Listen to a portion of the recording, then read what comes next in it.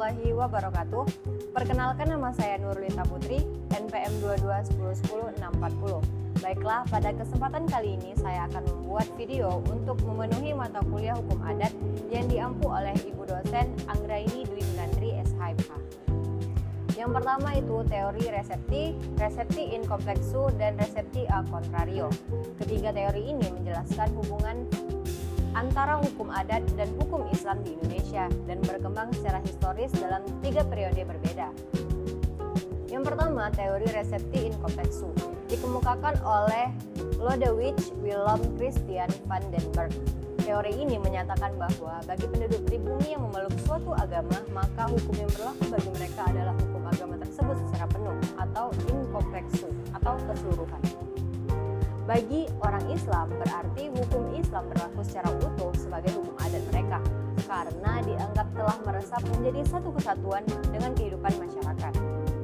Yang kedua, teori resepti dikemukakan oleh Christian Snoek Horbronje dan dikembangkan oleh Cornelis van Vollenhoven. Teori ini membalik dari teori sebelumnya, yaitu hukum Islam tidak otomatis berlaku, melainkan baru berlaku bagi pribumi apabila norma-norma hukum Islam tersebut telah diresepsi atau diserap ke dalam hukum adat setempat dan menjadi bagian dari hukum adat itu sendiri. Jadi hukum adatlah yang menjadi hukum primer, sedangkan hukum Islam hanya berlaku sepanjang sudah menyatu dengan adat.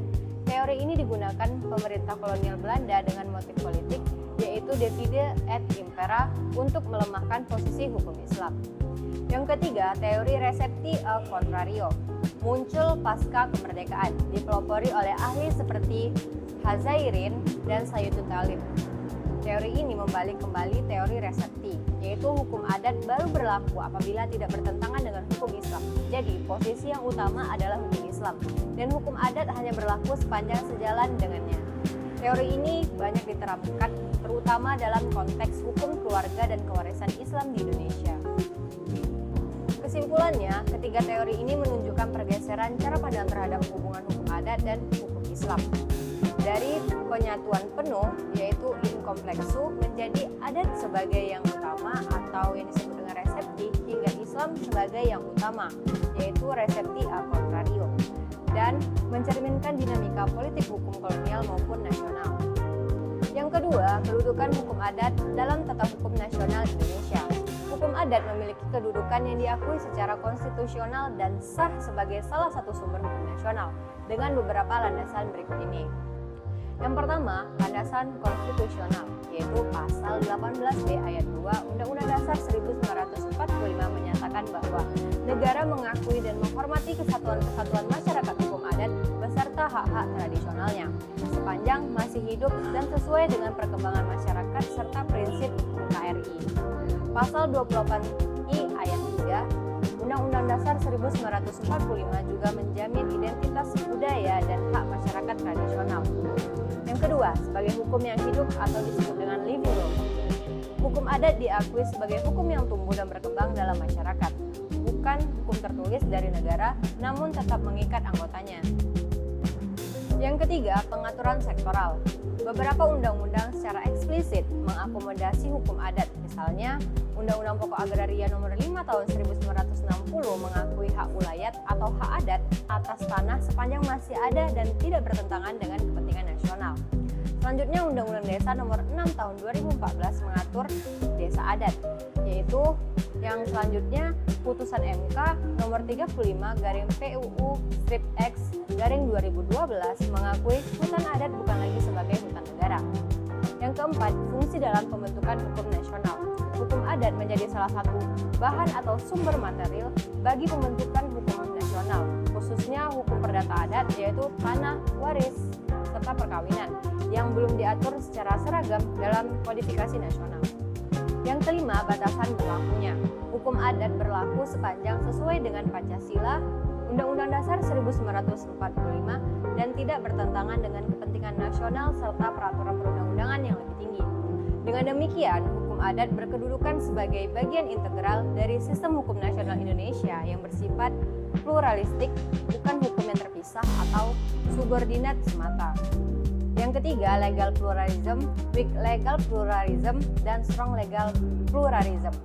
Legal pluralism atau pluralisme hukum adalah kondisi di mana lebih dari satu sistem hukum berlaku dan hidup berdampingan dalam satu masyarakat atau wilayah yang sama. Di Indonesia ini terlihat dari koeksistensi hukum negara, hukum adat, dan hukum agama. Yang pertama, weak legal pluralism atau pluralisme hukum lemah. Istilah dari John Griffiths merujuk pada kondisi di mana sistem hukum non-negara seperti hukum adat diakui keberlakuannya karena diberi pengakuan atau legitimasi oleh hukum negara. Negara tetap menjadi sumber otoritas tertinggi, hukum adat berlaku karena diizinkan oleh hukum positif negara. Contohnya itu pengakuan hak ulayat dalam UPA, hukum adat berlaku karena negara secara formal mengakuinya melalui undang-undang.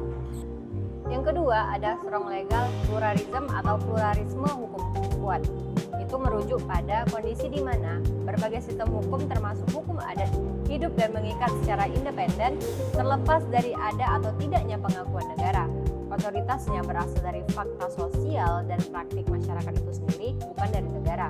Contohnya, masyarakat adat di pedalaman Papua atau Kalimantan yang tetap menjalankan aturan adat soal tanah ulayat dan sengketa secara nyata sehari-hari, terlepas dari apakah negara mengakuinya secara hukum ataupun tidak. Relevansi terhadap pemberlakuan hukum adat di Indonesia.